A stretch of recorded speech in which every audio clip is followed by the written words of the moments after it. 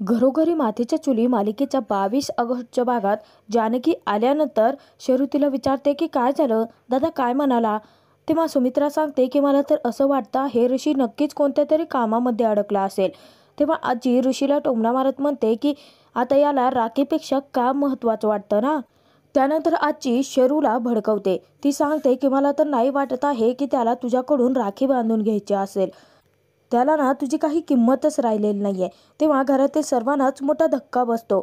तर जानकी तिथे सांगते की असं का बोलताय तुम्ही आजी, ते काय हे सगळं मुद्दाम करत नाहीयेत. आणि मुळात तुम्ही या सगळ्याकडे सख्ख सावत्र या दृष्टिकोनातून का बघताय. आईने बजावलं आहे ना की या घरात सख्ख सावत्र असं होणार नाहीये. मग तेव्हा आता सौमित्रला काहीच कळत नसतं. घरात घडलेला प्रकार त्याला माहिती नसतो. तर तिथे आजी म्हणते की होय ना, त्याला कळायला हवं ना, मग त्याने यायचं नसतं का इथे राखी बांधून घ्यायला. जानकी आजीला सांगते की याचा अर्थ असा नाहीये की त्यांना शर्ववंशकडून राखी बांधूनच घ्यायची नाहीये. एक तर ते फोन उचलत नाहीयेत, कधीच ते असं वागत नाहीयेत. मला उलट त्यांची काळजी वाटते आहे की ते आता कोणत्या अडचणीत तर नसतील ना. ऐश्वर्याला चांगलाच चान्स मिळालेला असतो सर्वांसमोर जानकीला तोंडावरती पाडण्याचा. ती लगेच म्हणायला लागते की सॉरी वहिनी, परंतु मला असं वाटतं की ऑफिस ते घर हा फक्त 10च मिनिटाचा रस्ता आहे आणि जर ऋषिकेशदादाची गाडी बंद पडली असेल तर त्यांनी तसं फोन करून कळवायला हवं होतं. म्हणजे आपल्या घरातील कोणीही त्यांना पिकअप करायला गेलं असतं. तेव्हा ऐश्वर्याला सडेतोड उत्तर देत जानकी सांगते की ऐश्वर्या, उगाचच आता सगळ्यांच्या मनात गैरसमज नको निर्माण करू. शर्ववंश, तुम्हाला माहिती आहे ना की तुमच्या दादाचा तुमच्यावरती किती जीव आहे ते. तेव्हा आता शर्वरी खूप भडकते आणि म्हणते की जर दादाचा माझ्यावरती जीव असता ना तर आत्ता तो राखी बांधून घ्यायला इथे आलाच असता. आणि ती जानकीचा हात झटकून टाकते. हाच तर तमाशा ऐश्वर्याला पाहायचा असतो. सगळ्यांच्या मनातून ऋषी जानकीची इमेज तिला उतरवायची असते. शरू खूप चिडलेली असते. ती सांगते की वहिनी, मला आता निघावं लागेल, आता दादा तर येणार नाहीये. तेव्हा जानकी तिला समजावण्याचा थांबवण्याचा प्रयत्न करते. तर शरू चिडते आणि म्हणते की वहिनी बस कर आता. अगं फ्लाईट आहे माझं, सांगितलं होतं ना मी दादाला, त्याला आता यायचंच नाहीये. त्याला माझ्या इमोशनपेक्षा त्याच्या स्वतःच्या बिझनेसची जास्त काळजी आहे. आणि ती जात असताना तिथे सुमित्रासुद्धा ऋषीवरती अविश्वास दाखवते. ती म्हणते की खरंच मला ना हे सगळं आता विचित्रच वाटायला लागलं आहे. तर त्याला काम असतं तर त्याने फोन करून त्याचं कळवायला हवं होतं ना. याला ना या मुलाला आता कोणाची पर्वाच राहिलेली नाहीये असंच वाटतंय मला. तेव्हा आता जानकीला खूप वाईट वाटतं. जानकी विचार करते की आई, तुमच्याही मनात असा विचार यावा. अहो उलट ते तिथून निघाले आहेत, परंतु घरी अजूनही पोचले नाही आहेत. म्हणजे आता ते कोणत्या ना कोणत्या संकटात असतील असा विचार करण्याऐवजी तुम्ही त्याच्यावरतीच चिडता आहात. शरू सांगते की वहिनी, मी दादासाठी राखी ठेवून जाते आहे. दादा आला की ओवीला सांग त्याच्या हातावरती बांधायला, त्याची इच्छा असेल तर. आणि स्वतःचे गिफ्ट्स घेऊन ती रागाने तेथून निघून जाते. सगळेच जण तिला थांबवण्याचा प्रयत्न करतात, परंतु शरू ऐकत नाही. आणि ऐश्वर्याने आता डबल गेम खेळून सगळ्यांच्या मनात ऋषिकेशच्या विरोधात विष पेरलेलं असतं. सगळेजण त्याच्यावरती चिडलेले असतात. जानकी मनोमन विचार करते की देवा रामराया, का ऋषिकेशच्या बाबतीत सगळेजण असा अविचार करत आहेत. त्यांचा स्वभाव माहिती असूनही. तर तोपर्यंत इकडे गावातली 2 माणसं त्याच रस्त्याने निघाली असता असं नाही, त्यांना आता कोणीतरी तिथे पडल्याचं दिसतं. ते दोघेही जातात, पाहतात तर ऋषिकेश असतो. त्यांनी आता त्याला ओळखलेलं असतं. तर पटकन आता ते दादा त्याच्या तोंडावरती पाणी मारतात आणि त्याला शुद्धीवरती आणतात. त्यानंतर दोघे आता ऋषीला पाणी पाजतात आणि विचारतात की नक्की तुम्ही इथे कसे काय. तेव्हा ऋषी सांगतो की चोरांचा पाठलाग करत होतो, माहिती नाही, मी त्यांना पकडलं होतं, परंतु कोणीतरी पाठीमागून माझ्या डोक्यात वार केला आणि त्यानंतर मी शुद्ध हरपलो. तेव्हा आता ऋषिकेशला ते उठवतात आणि सांगतात की बरं दादा, ही ना मला तर वाटते अट्टल गुन्हेगारांची चोरांची टोळीच असणार आहे. तुम्ही सुखरूप तर आहात ना, चला आम्ही तुम्हाला घरी सोडतो. तेव्हा ऋषी सांगतो की नाही नाही, राहू देत, मी निघतो. आणि हात जोडून ऋषिकेश त्यांचे आभार मानत म्हणतो की खरंच तुम्ही देवासारखे धावून आलात माझ्यासाठी. तर तोपर्यंत रणदेव्यांच्या घरी सगळ्यांनाच ऋषिकेशची काळजी लागलेली असते. सगळेच जण ऋषीच्या येण्याची वाट पाहत असतात. घरी सौमित्र म्हणतो की वहिनी आता बस झालं, मी दादाला पाहून येतो. इतक्यात ऐश्वर्या त्याला थांबवते आणि म्हणते की तुमचा जाऊ नये याचा काय उपयोग आहे. नाही म्हणजे तुम्ही शोधायला जाल आणि दादा घरी येतील. आणि असं आता शरूवंश निघून गेले आहेत. मग इतक्यात आता खरोखर ऋषी तिथे आलेलाच असतो. शरू ऋषीला ऋषी शरूला शोधत असतो. तेव्हा आता आजी सांगते की केव्हाचीच गेली ती. तर तिथे ऋषी विचारतो की गेली म्हणजे? तर तिथे सुमित्रा सांगते की अरे किती वेळ झालं ती तुझी वाट पाहत होती. तुला सांगितलं होतं ना तिने की आज लवकर जायचं आहे तिला, तिची फ्लाईट होती आणि तू यायला इतका उशीर का केलास रे? तेव्हा आता पटकन ऋषी शेरूला फोन करतो. तर शेरूला सांगतो की अगं शेरू मी आलो आहे घरी. तेव्हा शर्वरी खूप भडकलेली असते. ती सांगते की दादा सॉरी, परंतु मी आता परत नाही येऊ शकत. मी तुला सांगितलं होतं की मला लवकर निघायचं आहे, तू उशीर केलात. हे बघ मी तुझ्यासाठी राखीत ठेवले आहे, आता तुझी इच्छा असेल तर बांधून घे नाही तर राहू दे. असं सांगून शेरू पटकन फोन कट करून टाकते. ऋषीला खूप वाईट वाटतं. जानकी विचारते की काय झालं, शेरूवंश काय म्हणाले आहेत? तेव्हा ऋषी गप्पच असतो. त्याच्या डोळ्यातून अश्रू आलेले असतात. त्याला खूप वाईट वाटलेलं असतं. सौमित्र विचारतो की काय झालं दादा, मला एक सांग, तुला यायला इतका उशीर का झाला? तेव्हा आता नाना विचारतात की ऋषिकेश अरे सांग ना काय झालं आहे? तेव्हा सुमित्राही उठते आणि विचारायला लागते की अरे ऋषी तू सांगितलंच नाही तर काय कसं कळणार आम्हाला? तुला ऑफिसमध्ये खूप जास्त महत्त्वाचं काम होतं का, सांगणार आहे आम्हाला? तेव्हा ऋषी विचार करतो की आता जर घडला प्रसंग जर आई नानानं सांगितला तर याचा त्यांना धक्का बसू शकतो. आणि त्यामुळे ऋषिकेश सांगतो की काही नाही आणि तेथून निघून जातो त्याच्या रूममध्ये. तेव्हा सुमित्रा म्हणते की बघितलंस किती विक्षिप्त आणि विचित्र वागतो आहे हा मुलगा. पण ते काहीही असू देत, आता त्याने आज शेरूचं मन दुखावलंच आहे. काही झालं तरी आज ऋषी चुकलाच आहे. सुमित्राच्या त्या वाक्यावरती जानकीला मोठा धक्काच बसतो. तर तिथे आता आजी आणि ऐश्वर्या मात्र खूप खुश असतात. तेव्हा ऐश्वर्या म्हणते की चला झाला आपला प्लॅन सक्सेसफुल. आता सगळ्यांच्या मनात मस्त गैरसमज निर्माण झाले आहेत. आता शेरूवंश तर काही आयुष्यात भरात ही गोष्ट विसरणार नाही आहेत. म्हणजे आता वेळ प्रसंगी जानकी ऋषिकेशच्या बाजूने कोणीच ठामपणे उभा राहणार नाही. इकडे ऋषिकेश रूममध्ये आल्यानंतर आता ऋषीला खूप वाईट वाटलेलं असतं. त्याला आता आल्यानंतरचा तो प्रसंग आठवतो की सुमित्रा आजी त्याच्यावरती किती चिडले होते आणि त्यानंतर शरूसुद्धा की तिने म्हटलेलं असतं की राखी तुझ्यासाठी आता ठेवली आहे, इच्छा असेल तर बांधून घे नाही तर राहू देत. तर ऋषीला खूप वाईट वाटत असतं. इतक्यात जानकी येते आणि विचारते की ऋषिकेश अहो तुम्ही सगळ्यांशी असं तुटक का वागलात, का निघून आलात वरती? आणि मला सांगा की आता 10-15 मिनिटाच्या रस्त्यात तुम्ही घरी पोहोचू शकत होता, मग असं मध्ये काय झालं होतं? तेव्हा आता ऋषिकेश सांगतो की जानकी अगं मी फोन केल्याप्रमाणे तेथून निघालोही होतो, अगदी 10-15 मिनिटात घरी पोहोचणारच होतो, परंतु वाटेत अचानक एका बाईंवरती चोराने हल्ला केला आणि त्यांची माळ चोरून पळून घेऊन गेले होते.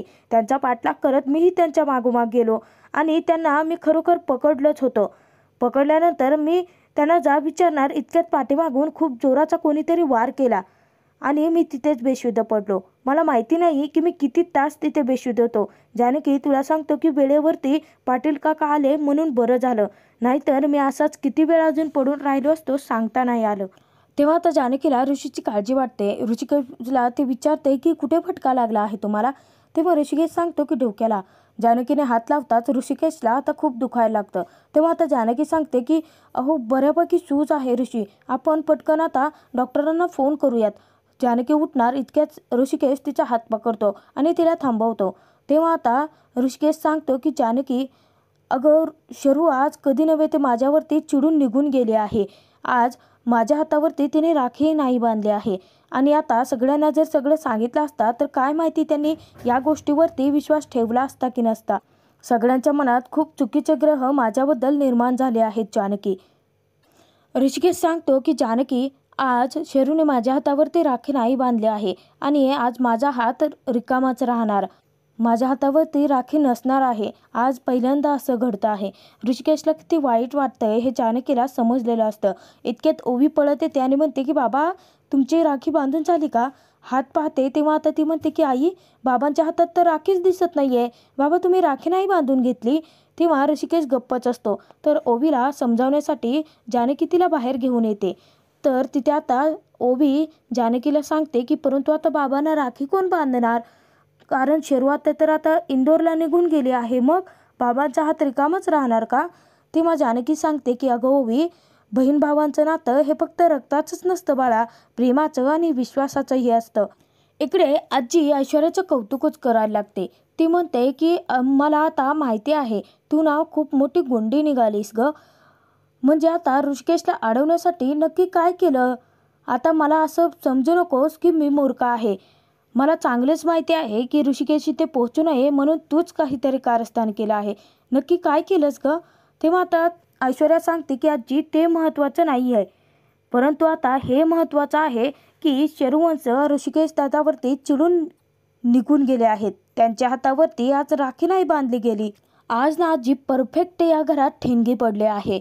आज त्या ऋषिकेशच्या हातावरती राखी नाही बांधली गेली. आता त्याच हाताला धरून उद्या बघा की आई त्यांना कसं घराच्या बाहेर हाकलवून देतात ते. इतक्यात आता गावातील सगळ्या बायका ऋषीला राखी बांधण्यासाठी दारात उभ्या असतात आणि ऐश्वर्याचा चांगलाच माज आणि भ्रम दोन्हीही उतरणार असतं. तर बाहेर आल्यानंतर तिथे आता नाना चकित होतात आणि विचारतात की अरे तुम्ही सगळे इथे कसे काय? तेव्हा गावातील बायका सांगतात की नाना आम्हाला जानकीताईचा फोन आला होता आणि आम्हाला कळालं की आज ऋषिकेश दादाचा हात मोकळाच आहे. त्यांच्या हातावरती राखी नाही बांधली गेली आहे. आता एक बहीण गेली म्हणून काय झालं? त्यांच्या अनेक बहिणी तर इथे आहेत ना, आणि ज्यांच्यामुळे आमचं घर चालतं, जे आता आमच्या एका हाकेसाठी धावून येतात. त्या ऋषिकेश दादाचा हात आम्ही रिकामा कसा ठेवणार ना. तेव्हा आता सारंग, सौमित्र, घरातील सर्वांनाच खूप आनंद झालेला असतो. सगळेच जण खूप खुश असतात. परंतु तिथे ऐश्वर्या आणि आजी दोघी मात्र चांगलेच तोंडावरती पडणार असतात. आणि आज त्याच भावाचा हात आम्ही असा रिकामा नाही पाहू शकत. आम्ही त्यांना राखी बांधण्यासाठी आलो आहोत असं गावातील सगळ्या बायका सांगतात. तेव्हा आता ऋषिकेशचं औक्षण करून ऋषीला आता राखी बांधायला सुरुवात झालेली असते. तर तिथे आता आजी आणि ऐश्वर्या या दोघींचाही चेहरा पूर्ण उतरलेला असतो. जानकीने ऋषिकेशचे रक्षाबंधन अगदी थाटात साजरा केलेलं असतं.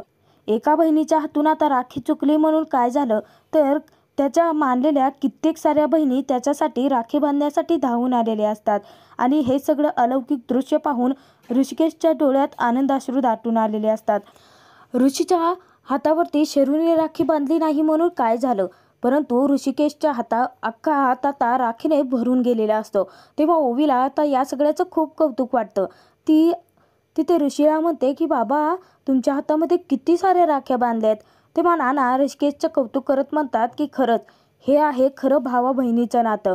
ऋषिकेश, खरंच आज मला तुझा अभिमान वाटतो आहे.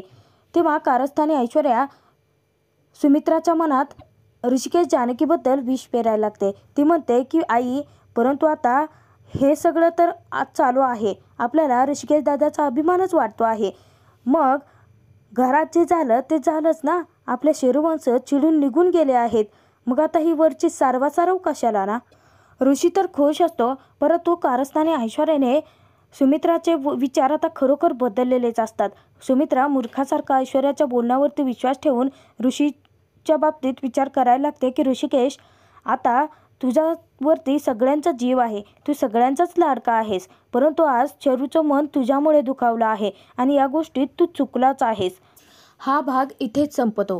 पुढील भागात आपण पाहणार आहोत की नाना सुमित्रावरती खूप भडकलेले असतात. ते सांगतात की तुझी नजर आता बदलत चालली आहे, आपल्यातल्या एकजुटीला आता गालबोट लागायला नको. गैरसमज हा वनव्यासारखा असतो, वेळीच सावध हो असं सांगून नाना तिथून निघून गेलेली असतात. तर ऐश्वर्याची आई घरी आलेली असते, कारण तिला ऐश्वर्याची पहिली मंगळागौर साजरी करायची असते. तेव्हा कारस्थानी ऐश्वर्या सर्वांसमोर सांगून टाकते की माझं हेच घर आहे आणि आता मला मंगळागौर याच घरात करायची आहे. तेव्हा सुमित्रा सांगते की आपण ऐश्वर्याची ही इच्छा नक्कीच पूर्ण करूया. तिला इथे मंगळागौर साजरी करायची आहे ना, मग आपण इथेच करूया. जानकी सर्वांसमोर आता एक प्रस्ताव ठेवते. जानकी सांगते की आज फक्त ऐश्वर्याचीच नाही तर या घरातल्या तिसऱ्या सुनेची सुद्धा मंगळागौर साजरी होणार आहे. अवंतिकाची धूमधडाक्यात रणदेवींच्या घरी एंट्री होणार असते.